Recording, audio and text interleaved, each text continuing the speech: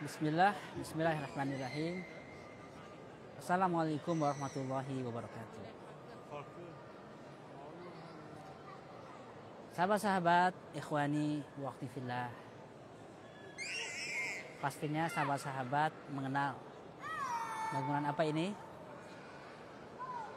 Salah satu bangunan paling bersejarah di abad ke-15 yang akan mengubah peradaban seluruh umat manusia. Apa itu? Hagia Sophia. Subhanallah. Ini adalah peninggalan peradaban Bizantium di Istanbul, Turki. Ini bangunan yang menjadi pusat pemerintahan Konstantinopel zaman dulu. Dibangun oleh Kaisar Konstantin, dan bangunan ini menjadi simbol peradaban teragung di zamannya. Ketika Romawi itu pecah menjadi Romawi Timur dan Romawi Barat, mereka membangun pemerintahan yang berbeda. Romawi Barat itu di Italia, Romawi Timur itu di sebuah kota yang dulu namanya Bizantium.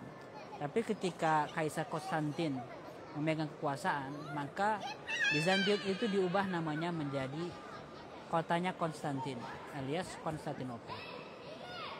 Kotanya itu letaknya sangat strategis dan itu menghubungkan dua benua Asia dengan benua Eropa. Makanya ketika nanti di kemudian hari Napoleon itu mempelajari geografi dan melihat situasi Istanbul, dia mengatakan, andaikan seluruh muka bumi ini satu kampung, maka ibu kotanya ada di Istanbul, dia bilang. Saking strategisnya. Selama berabad-abad, Konstantinopel itu berusaha ditaklukkan oleh berbagai peradaban. Tapi tidak ada yang mampu menembus karena bentengnya terlalu kokoh. Bentengnya berlapis-lapis dan dia sangat aman karena dikelilingi oleh laut, oleh selat. Ada selat Bosporus namanya ya, Laut Mediterania. Sehingga tidak pernah ada tentara yang berhasil menembus. 23 pasukan sepanjang sejarah berusaha merebut Konstantinopel, tapi selalu gagal.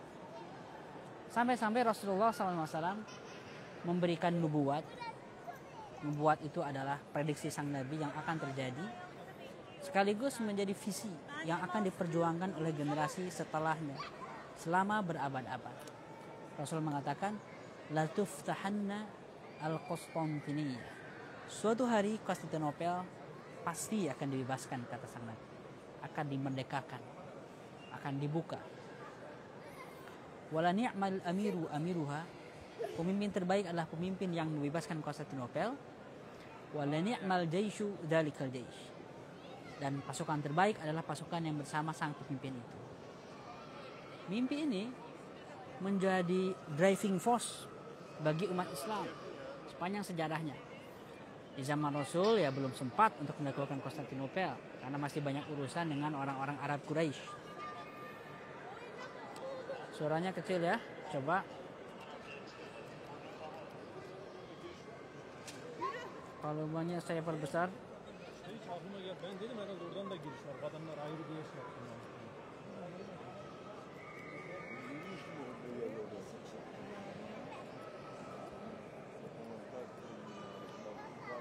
Suaranya apakah terdengar, sahabat-sahabat? Saya cek dulu.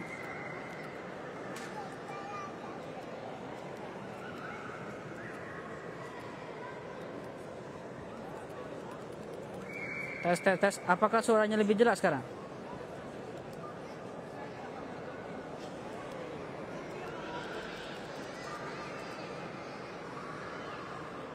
Suaranya terdengar, sahabat-sahabat? Sudah lebih jelas ya? Nah, baik. Tadi saya sampai mana cerita tentang para sahabat di zaman Rasulullah SAW tidak sempat untuk menaklukkan Konstantinopel. Tapi generasi setelahnya, setelah masuk ke zaman Daulah Al-Umayyah, di zaman Muawiyah bin Abi Sufyan, dia punya visi besar. Umat Islam perlu membangun angkatan laut. Akhirnya dia membangun angkatan laut pertama bagi umat Islam. Ustul Bahri namanya, angkatan laut. Dan dengan angkatan laut tersebut akhirnya umat Islam bisa mengirimkan pasukannya ke daerah-daerah yang agak jauh, termasuk Siprus. Saat itulah Muawiyah bin Abi Sufyan, terutama di akhir-akhir masa hidupnya, membuat sebuah langkah yang sangat berani, ekspedisi sebagai rombongan pertama untuk menaklukkan Konstantinopel. Dahsyat itu, bayangkan, block connection. Oke, kita lanjutkan. Ini mentalitas yang dahsyat di zaman Muawiyah bin Abi Sufyan, karena saat itu umat Islam berani menghadapi pasukan besar untuk menaklukkan Konstantinopel. Apa hasilnya? Gagal, belum berhasil. Tapi setidaknya generasi pionir di zaman Muawiyah itu membuka mindset dan membangun mentalitas umat Islam untuk berani menghadapi imperium terbesar di zamannya. Dan ada cerita yang sangat indah ya. Ada salah seorang sahabat Rasulullah yang rumahnya pernah menjadi tempat menginap Nabi selama sekian hari, sekian pekan ketika Rasulullah awal hijrah ke Madinah. Namanya Abu Ayyub Al-Ansari, seorang sahabat dari Ansar. Beliau sudah sangat tua saat itu dan beliau ikutan jihad untuk membebaskan Konstantinopel. Dan dalam perjalanan jihadnya beliau sakit dan meninggal di depan benteng Konstantinopel. Lalu dia berpesan, wahai sahabat-sahabat, saya mohon agar jenazah saya dimakamkan di tanah yang paling dekat dengan benteng Konstantinopel. Di tanah yang paling dekat. Akhirnya beliau betul-betul dimakamkan di area yang paling dekat dengan benteng Konstantinopel. Dan sampai sekarang makam itu masih ada, menjadi sebuah masjid, namanya Masjid Ayub Sultan, Abu Ayyub Al-Ansari. Luar biasa. Nanti saya akan ke sana sore ini. Saya pernah ke sana beberapa tahun yang lalu dan saya ingin mengunjunginya lagi. Karena itu menjadi simbol pioneritas umat Islam untuk menaklukkan Konstantinopel.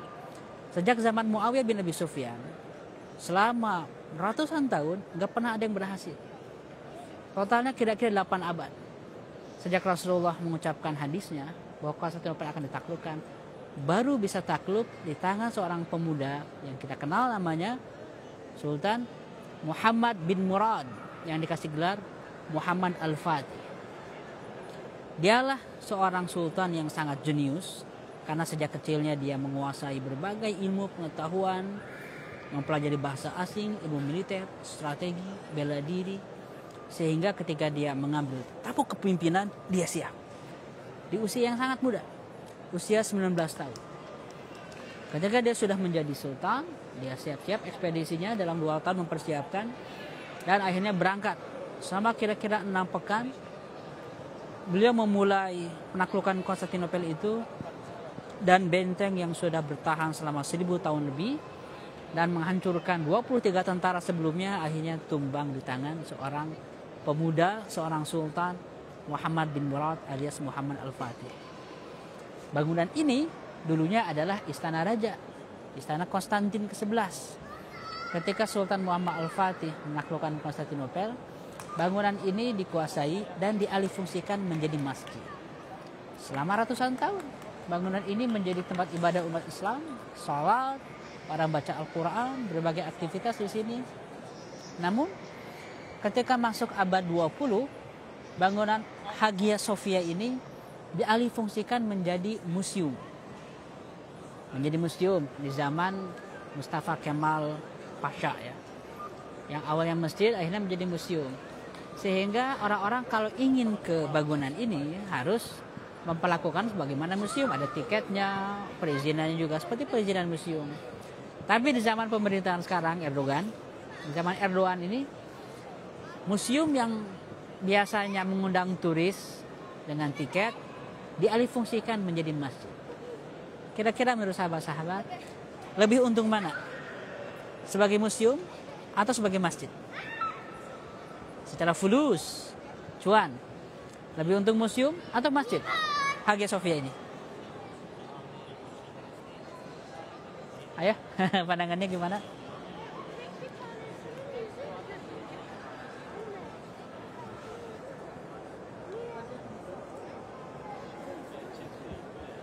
Jelas ya? Kalau kita ukur dengan kalkulasi materi, lebih untung sebagai museum. Satu orang tiketnya taruhlah misalnya ya $20. 1000 orang, $20.000 per hari. 10.000 orang, bayangkan. bisa $200.000 per hari sebagai museum. Tapi apa bandingannya dengan al-ajr, pahala dari Allah Subhanahu wa taala? Apa yang bisa dibandingkan dengan pahala? Uang cetek, pemasukan negara bisa didapatkan dari sumber-sumber yang lain. Tapi masjid ini menjadi simbol kemenangan Muhammad Al-Fatih yang dikembalikan lagi menjadi masjid. Jadi saya pernah ke bangunan ini sebagai museum dan sebagai masjid. 2015 terakhir kali saya ke Hagia Sophia ini sebagai masjid. 2015.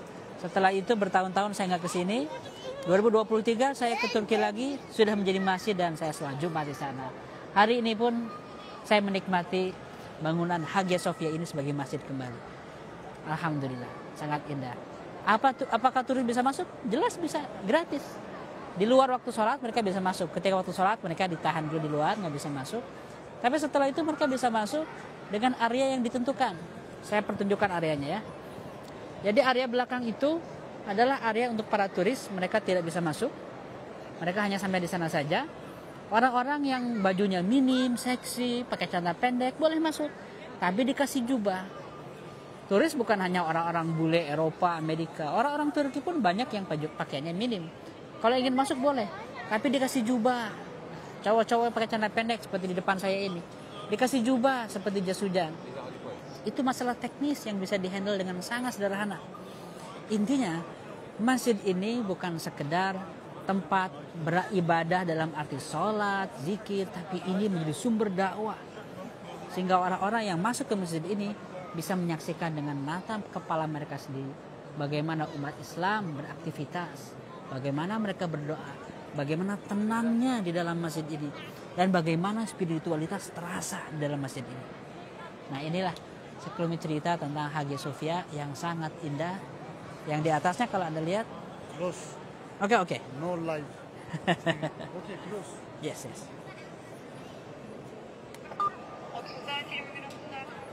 Harus close karena nggak boleh live.